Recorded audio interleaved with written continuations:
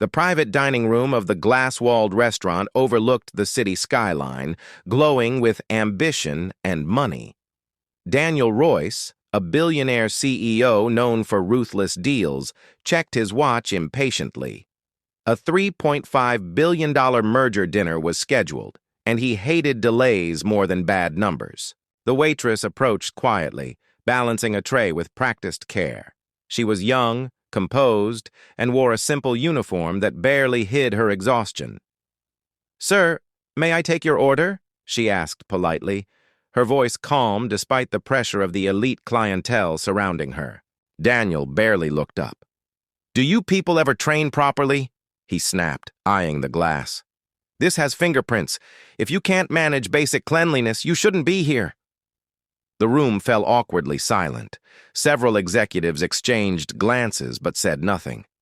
"I'm sorry, sir. I'll replace it immediately," the waitress replied softly. She reached for the glass, but Daniel waved her off with visible annoyance. "Unbelievable," he muttered loudly. "No standards. That's what's wrong with service staff these days." She nodded, absorbing the insult without protest, and turned toward the kitchen. What Daniel didn't notice was the subtle change in expression on one of the men seated across the table. Ethan Cole, the lead partner of the investment firm funding the deal. Ethan watched the interaction closely. He leaned back, fingers interlocked, eyes sharp. The deal they were about to sign wasn't just about profit.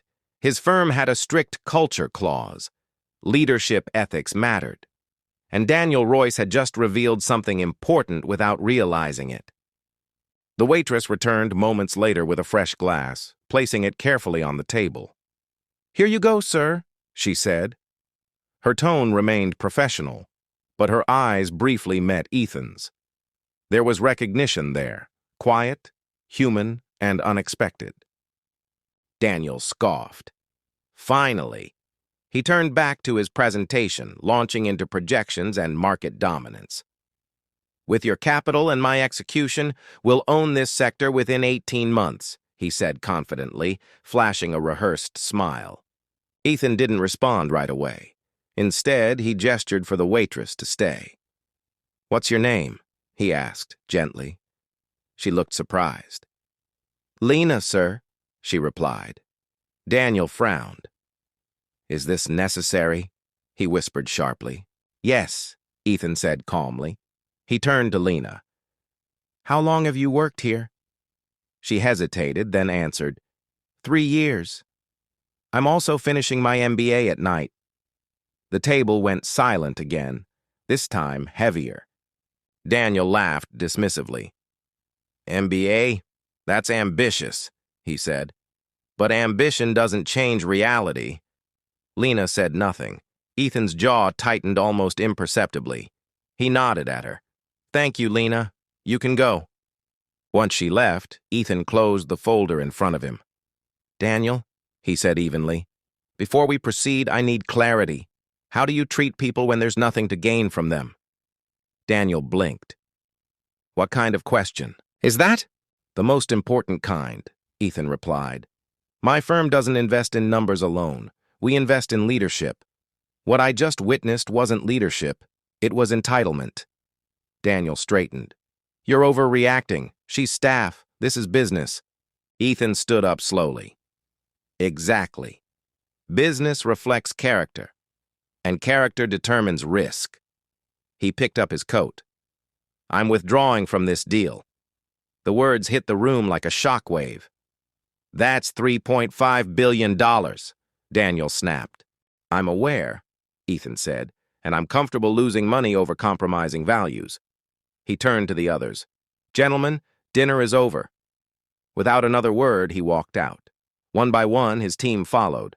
Daniel sat frozen, disbelief etched across his face. His phone buzzed almost immediately. Alerts, messages, stock fluctuations. The deal news leaked faster than expected. Markets reacted brutally. Shares dipped. Confidence cracked. Reputation, once solid, began to fracture. In the kitchen hallway, Ethan found Lena clearing plates. "Lena," he said, If you're interested, my firm offers scholarships and internships. People like you deserve better rooms than this." Her eyes widened. "Thank you, sir," she whispered. Weeks later, headlines told a different story. Daniel Royce's company struggled to recover lost trust. Board members questioned his judgment. Meanwhile, Ethan's firm announced a new leadership initiative. Lena was named among the first candidates. The lesson spread quietly but firmly across boardrooms and break rooms alike. Power could build empires, but respect sustained them. And sometimes the smallest moment, an insult delivered carelessly, could cost billions in a single breath.